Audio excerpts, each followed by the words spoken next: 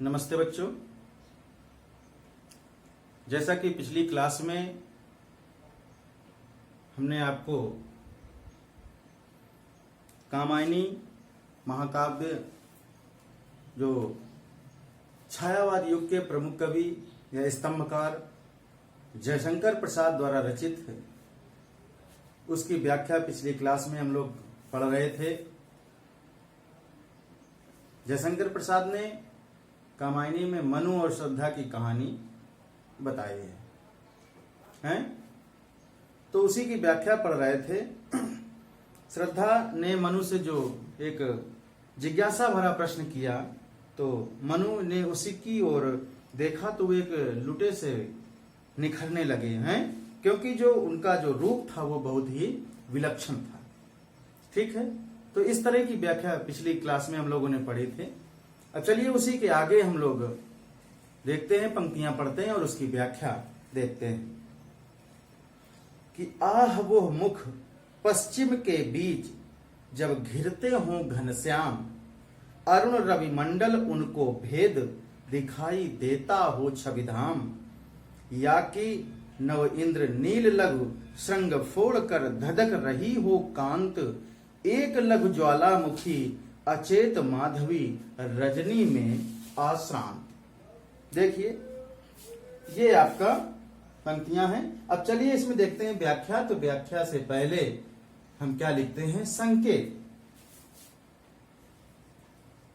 अब इस संकेत में क्या लिखते हैं कि सबसे पहले जिसकी हम व्याख्या करते हैं, हमने पिछली क्लास में भी बताया आपको कि जब व्याख्या करते समय सबसे पहले जो महत्वपूर्ण बिंदु होते हैं क्या? संकेत। संकेत के पश्चात में संदर्भ और प्रसंग, फिर व्याख्या और तत्पश्चात विशेष। ये महत्वपूर्ण बिंदु होते हैं। संकेत में क्या लिखा जाता है कि जिस पद की या जिन काव्य पंक्तियों की आप व्याख्या कर रहे हैं उसका प्रथम शब्द और डॉट डॉट करके अंतिम शब्द लिखा जाता है, ताकि यह पता चल सके कि आप किन पंक्तियों की व्याख्या कर रहे हैं। ठीक है, तो आता है आपका क्या? संकेत। अब संकेत में क्या लिखेंगे कि आह वह मुख, आह वह मुख। ठीक, फिर इसके बाद में डॉट डॉट करके क्या लिखेंगे? रजनी में आश्रांत, रजनी में आश्रांत। ठीक, ये आपका क्या हो गया? संकेत। फिर आता है संदर्भ एवं प्रसंग।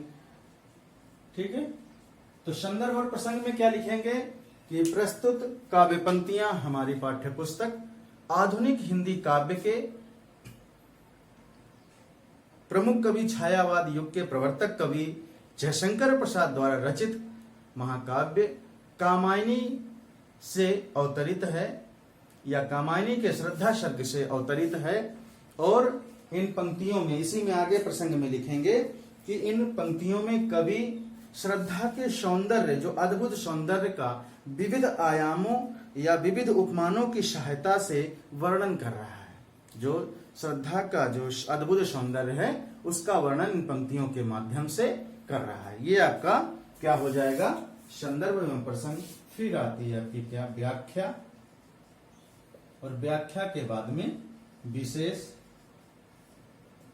ठीक है, तो आइए देखते हैं व्याख्या। और व्याख्या से पहले जो कुछ कठिन शब्द हैं उनको भी देख लेते हैं, जैसे व्योम। व्योम का अर्थ क्या होता है? आकाश। ठीक, अरुण, अरुण का अर्थ क्या होता है? लाल।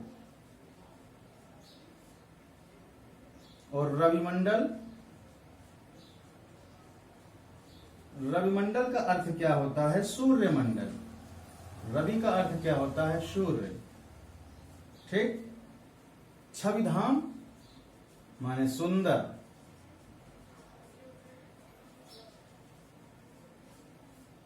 ठीक है, और श्रृंग माने चोटी।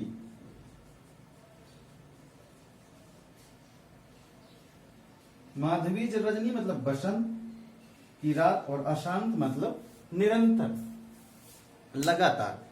चलिए आइए देखिए कि आह वो मुख पश्चिम के बीच जब घिरते हों घनश्याम, अरुण रविमंडल उनको भेद दिखाई देता हो छविधाम। कवि जयशंकर प्रसाद लिखते हैं क्या कि मनु ने श्रद्धा के अद्भुत सौंदर्य को जब देखा तो उसका मुख ऐसा लग रहा था कि जैसे संध्या के समय बादलों से घिरा हुआ सूर्य हो। और जो बादलों से घिरा हुआ सूर्य नीले बादलों को भेद करके छवि धाम दिखाई पड़ रहा हो, अथवा नवीन जो नया इंद्र नीलमण की कोई छोटी पर्वत चोटी को फोड़ करके उसमें से लघु ज्वालामुखी की ज्वाला बसंत की सुहावनी सुंदर जो रात है वो सुंदर रात में धधक रही हो। जो ज्वाला है वो बसंत की सुहावनी रात में वो धधक रही है। देखिए इसको दोबारा कि आह वो मुख पश्चिम के बीच जब घिरते हों घनश्याम, अरुण रविमंडल उनको भेद दिखाई देता हो छविधाम।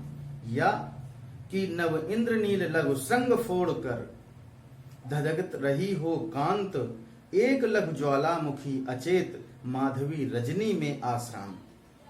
कवि कहता है कि मनु ने श्रद्धा के अद्भुत सौंदर्य को देखा तो उसका मुख ऐसा लग रहा था जैसे संध्या के समय, शाम के समय बादलों से जो घिरा सूर्य है वो बादलों को भेद करके छवि धाम दिखाई पड़ता हो, दिखाई देता हो छवि धाम है। इन बादलों, नीले बादलों को भेद करके छवि धाम दिखाई पड़ता हो।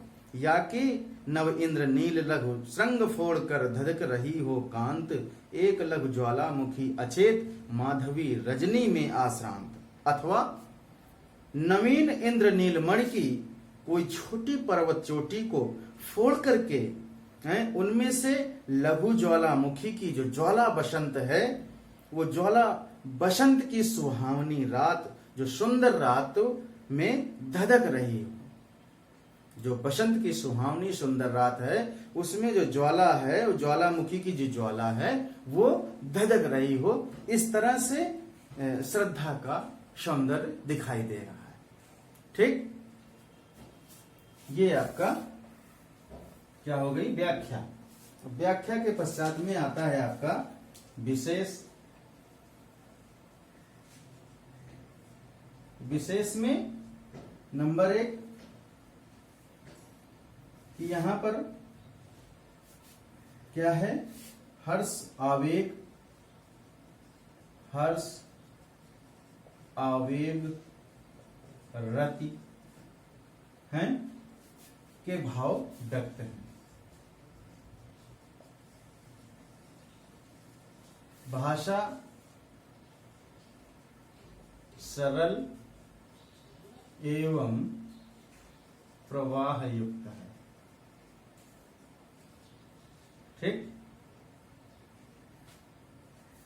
ये आपका विशेष हो गया।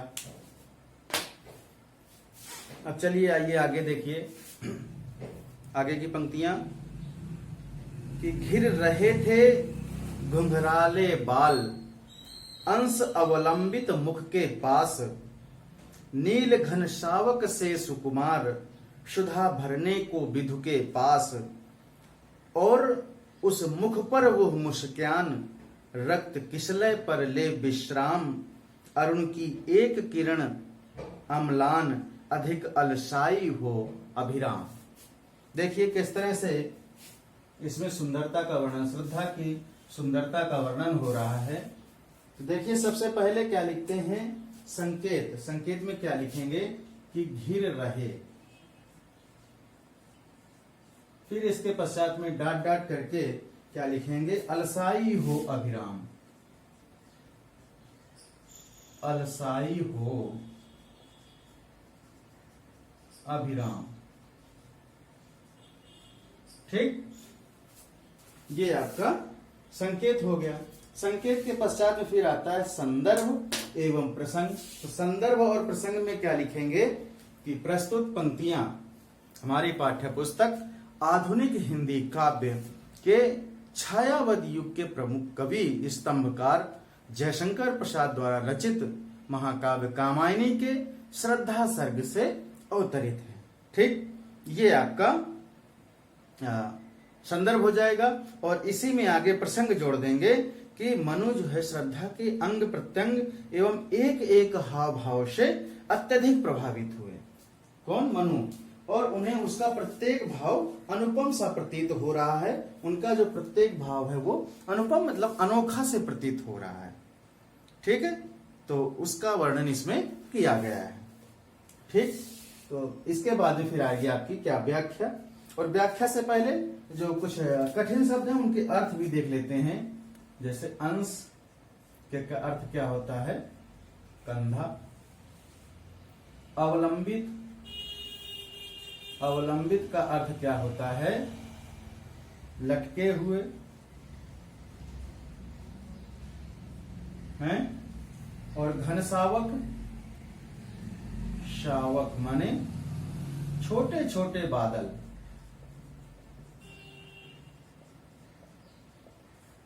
ठीक है। सुधा का अर्थ क्या है? अमृत। विधु का अर्थ है चंद्रमा। ठीक है। और अम्लान, अम्लान मतलब चमकीली। अभिराम माने सुंदर। ठीक है, तो ये आपके कठिन शब्दों के अर्थ हो गए। अब चलिए देखिए व्याख्या कि घिर रहे थे घुंघराले बाल, अंश अवलंबित मुख के पास, नील घन शावक से सुकुमार, सुधा भरने को विधु के पास।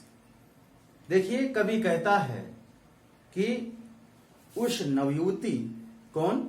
श्रद्धा, श्रद्धा के मुख पर घुंघराले जो बाल थे वो इस प्रकार बिखरे हुए थे मानो काले बादलों के जो सुकुमार शिशु ही चंद्रमा के समीप पीयूष का, अमृत का पान करने के लिए पहुंच गए हों। और कवि यहां पर घुंघराले बालों की उपमा कैसे कर रहे हैं? बादलों के जो छोटे छोटे सुकुमार बच्चों अर्थात जो छोटे छोटे बादलों से कर रहा है। ठीक, तथा मुख को क्या बताता है? चंद्रमा।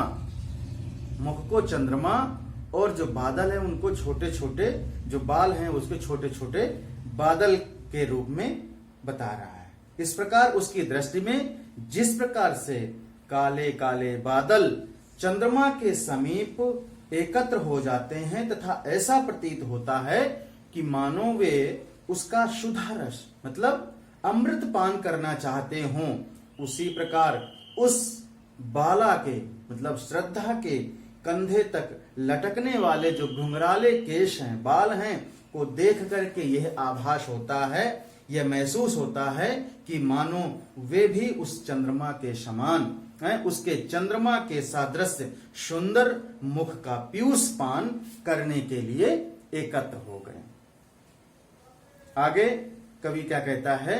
और उस मुख पर वह मुस्कान, रक्त किशलय पर ले विश्राम, अरुण की एक किरण अम्लान, अधिक अलसाई हो अभिराम। कवि आगे पंक्तियों में कहता है कि श्रद्धा की मुस्कान का वर्णन करते हुए कि उसके जो स्वाभाविक सौंदर्य है, मंडित मुख तथा लालिमा युक्त जो ओंठों पर आई जो मधुर मुस्कान, मीठी मीठी जो मुस्कान है वो ऐसी प्रतीत होती है जैसे प्रभातकालीन बाल रवि है, जो सुंदर छोटा बाल रवि मतलब जब प्रभात में के समय जब सूर्य निकलता है अर्थात उगते हुए सूर्य की कोई आभा युक्त किरण नवीन एवं कोमल पक्ति अथवा लाल कोपल पर विश्राम कर रही हो है तथा आलस्य से भरी सुंदर अंगड़ाई ले रही हो। भाव यह है कि इसका आशय यह है कि श्रद्धा के जो रक्ताभ हैं वो कपोलों पर खिंची हुई स्मृति रेखा ऐसी प्रतीत होती है जैसे नवल लालिमा युक्त कपोलों के ऊपर क्रीड़ा करती हुई बाला रूप की कोई किरण हो। ठीक है, चलिए इसको दोबारा देख लीजिए कि घिर रहे थे घुंघराले बाल, अंश अवलंबित मुख के पास, नील घन सावक से सुकुमार, सुधा भरने को विधु के पास। कवि कहता है कि उस नवयुवती अर्थात श्रद्धा के मुख पर जो घुंघराले बाल हैं वो इस प्रकार बिखरे हुए हैं मानो काले बादलों के सुकुमार शिशु ही सुंदर चंद्रमा के समीप पीयूष पान करने के लिए पहुंच गए हों, अमृत पान करने के लिए पहुंच गए हों। कवि यहाँ पर घुंघराले बालों की जो उपमा है वो किससे कर रहे हैं? बादलों के छोटे छोटे जो सुकुमार बच्चों से अर्थात छोटे छोटे बादलों से उसकी उपमा कर रहा है और मुख को एक चंद्रमा के समान बताता है। इस प्रकार उसकी जो दृष्टि में जिस प्रकार से काले काले छोटे बादल चंद्रमा के समीप एकत्र हो जाते हैं और ऐसा प्रतीत होता है कि मानो वे उसका अमृत पान करना चाहते हों, उसी प्रकार से उस बाला के कंधों पर लटकते हुए घुंघराले केसों को देख करके, बालों को देखकर ये प्रतीत होता है, ये आभास होता है कि मानो वे भी उस चंद्रमा के समान सुंदर मुख का पीयूष पान करने के लिए एकत्र हो गए। आगे देखिए, और उस मुख पर वह मुस्कान रक्त किसले पर ले विश्राम, अरुण की एक किरण अमलान अधिक अलसाई हो अभिराम। कभी आगे पंक्तियों में श्रद्धा की मुस्कान का वर्णन करते हुए कहता है कि उसके जो स्वाभाविक सौंदर्य है, उसका मंडित मुक्त तथा लालिमा युक्त ओंठों पर आई मधुर मुस्कान जो ऐसी प्रतीत होती है जैसे प्रभात कालीन सूर्य है, बाल जब रवि होता है उसे उगते हुए सूर्य की कोई आभा युक्त किरण नवीन एवं कोमल पत्ती अथवा लाल कोपल पर विश्राम कर रहे हो और आलस्य से भर करके सुंदर अंगड़ाई ले रही हो। ठीक, ये आपकी व्याख्या हो गई। देखिए इसमें आपका विशेष में नंबर 1 उपमा अलंकार का प्रयोग। ठीक है, नंबर 2 उत्प्रेक्षा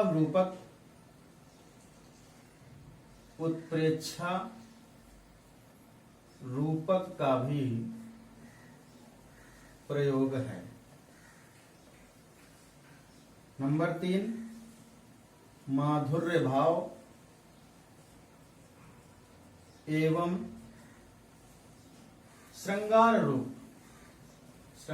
रस का वर्णन है।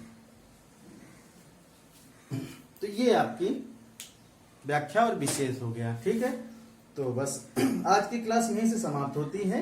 अगले क्लास में हम इसी के आगे अनवरत फिर हम लोग पढ़ेंगे। ठीक है, फिर व्याख्या देखेंगे। तो बस आज की क्लास यहीं से समाप्त होती है। धन्यवाद।